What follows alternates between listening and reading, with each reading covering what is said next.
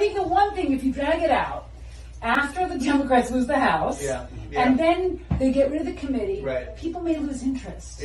The first trials are going to get a lot of attention. It's like anniversaries. The first one is a big deal. They did a really big deal. January 6th. No one's going to care after the Democrats are out of power.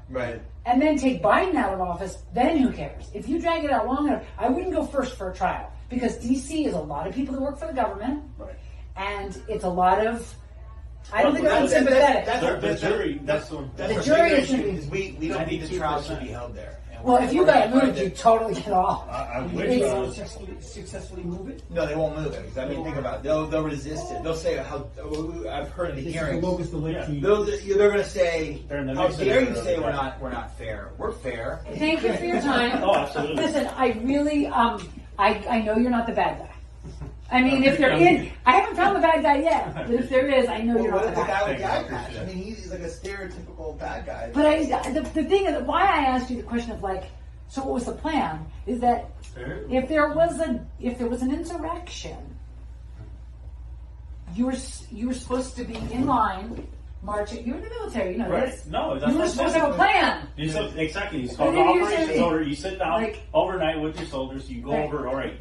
You're going to go here, you're going to go in by this side.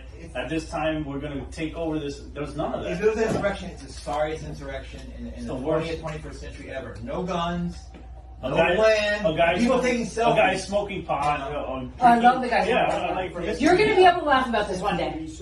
I don't know what the Proud Boys is, but I know Gavin McInnes. I went on road trips with him to parties.